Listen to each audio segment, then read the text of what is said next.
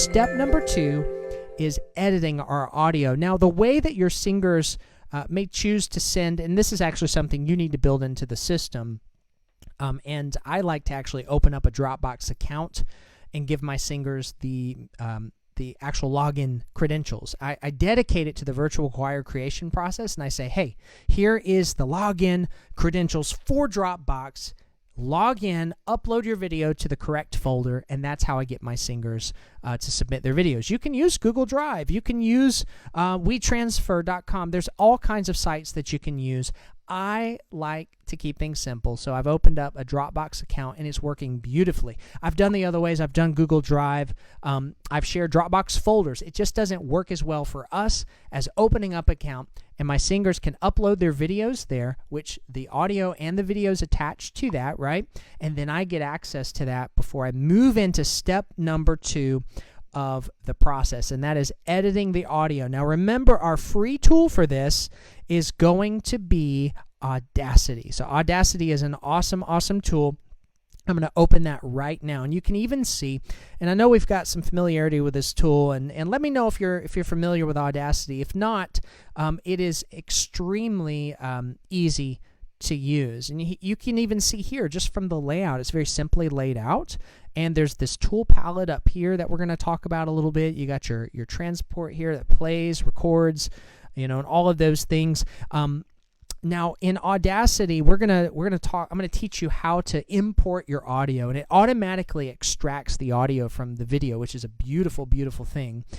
For those of you who are Windows users, you're going to want to download the FFmpeg library, and some Mac users may need to do that as well. But I put that in the description, and so that I'm sorry, not description, but in the comments there, so that you guys can get access to that. And I'll actually share the actual links in our Q&A time. But you'll need to do that sometimes to be able to import certain file types. Now, we're going to import directly from some MP4 videos tonight, and it automatically extracts the audio. So Audacity does that work for us. And then we're going to line our tracks up based on the 1, 2, 3 clap, or could be a click track, as you'll find out in just a moment. And then we're going to save that off. Now, I won't have time to go into adding special effects or even using my process for blending voices, where I choose stronger singers, and I go in and I pick those singers and I blend them up just right.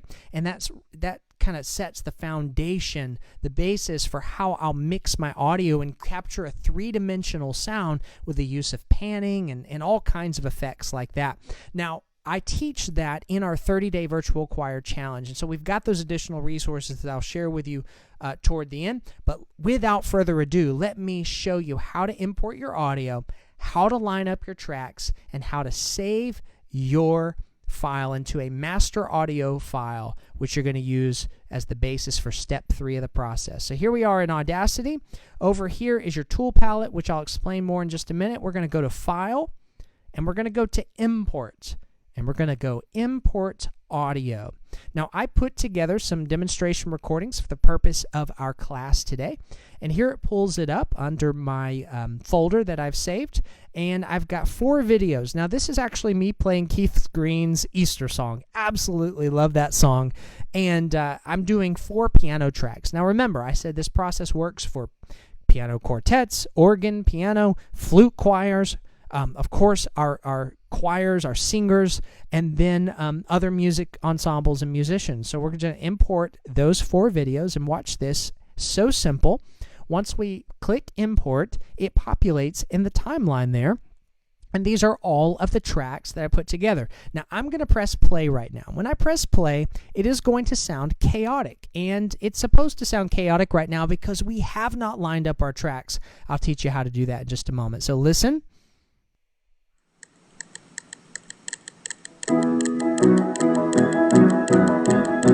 Okay, so I'll spare you the rest of that. It's kind of chaotic, right? It sure is, because we've got to line up our tracks. Now, here's the thing. When your singers press record, they're going to press record at different times. Susie's track is going to start in a different place than Bob's, who's going to start in a different place than Tommy's, etc., etc. That's why that 1, 2, 3 clap is so very important. And for the purpose of this demonstration, I have a click track or a metronome all the way through. I can actually teach you how to create that in Audacity in our Q&A. Just remind me about that if that's of interest to you. But you would not necessarily want to have click happening through the entire performance track. I did these quickly for the purpose of demonstration.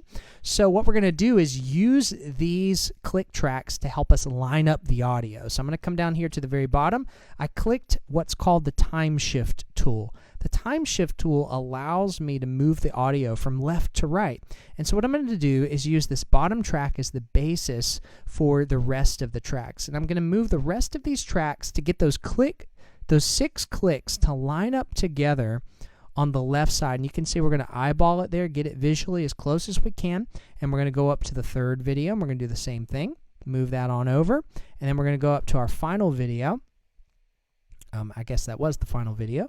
And what we're going to do is just make sure that they're all lined up together. It's looking pretty good. Now we're going to zoom in a little bit. We're going to go to this zoom tool here, okay? I'm going to click maybe that first click, zoom in a little bit. You can see that as I zoom in a little closer, we're actually off a bit. So we're going to take this time shift tool again, and we're going to move these tracks over to get them vertically right on top of each other. And see this top track? Actually, that track there needs to come over just a little bit. Okay, we're getting pretty close. Now we can fine-tooth this thing. We can go even closer. And as I zoom in just a little more, you can see they're not quite together. So we're going to use that time shift tool again to pull our audio files together. And that 1, 2, 3 clap, in this case, is our clicks. Just, for time's sake, I put those together and had the click running all the way through it. You wouldn't necessarily want to do that.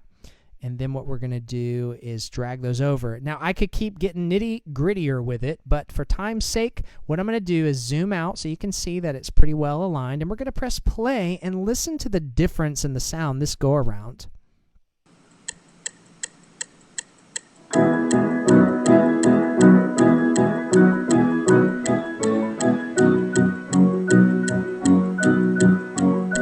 And you can see it sounds like a piece of music now because the audio is all well aligned. Now, again, I could go through the process of mixing things down, which I could do over here on the left-hand side with my volume tools and my panning and that sort of thing. We could add special effects, but we don't have time to get into all of that this evening. What I'm going to do now is teach you how to save this off into a playable file type that we're going to use as the foundation for step number 3 of the process. So here we go. We're going to move on into File, and we're going to export this. Now, this is so simple. Okay, watch this very carefully. We're going to move over to Export. I like to go to Export Audio. You could do it WAV there. You could do MP3. Personally, I like AIFF files, which is an Apple file, or a WAV file. I'm most commonly using a WAV file. We can name it. We'll call it Demo, and we'll save it off to the desktop, and we'll save that as a WAV file. Easy enough, right? And we're going to press save. Watch this. Press save. You have the opportunity to name your track further, that sort of thing. Press OK, and once you've done that, it saves it off to the desktop or wherever you chose to save it. Here we are. I'm going to go to the Finder so you guys can see this. And if I go to the desktop, well, we find Demo. There it is. And if I press play,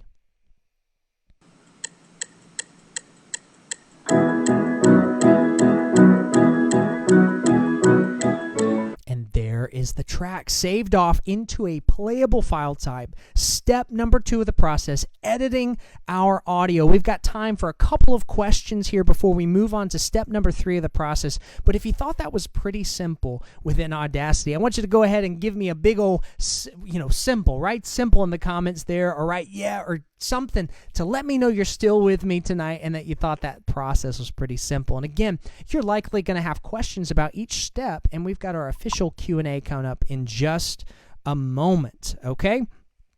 All right, let's see. So Joanne, I like to use WAV because it's a larger file and it maintains the integrity of that file. If you go MP3, what happens is the file is being compressed, which means the quality is being lower to save bandwidth on the computers. And so when you upload that, it's a smaller file type, and it's not as high quality. Now, you can compress, but compress toward the end. Try to work with large files and keep those as large as you can. That's why I also recommend working off of an external hard drive, which we can talk more about the Q&A. Yes, Bonnie, I love that attitude. I can do it. I think I can do it. You can do it, my friend. I promise you. Kathy, it's simple. Ron, it's simple. Effie, David, yes. Love it. Love it. Ken, love that you're still with me, my friend. Annette, listen, you're going to have some questions, but we got our official Q&A time toward the end of tonight's presentation, and we are going to unpack anything you need help with tonight. Okay? And Anne, let me speak to that, because you're not the only one who's going to be a little fearful of this process. There are others on the line with us tonight. Listen, we are scared of what we don't know. Any process that's unfamiliar, for sure there's some ambiguity there, and we need some light to be shed on the process. Remember, I've refined the process for you. It is simple. Using these free tools, and I promise you, you can do it. If Michelle Hecht, who's one of our community members, and I'm going to share her story in just a bit, if she can do it, and now she's working on virtual choir presentation, not number 2, but she just finished number 3, and it's a beautiful original piece. If Jean in our community can do it, if Marcia can do it, if others can do it, I promise you can as well. Okay, so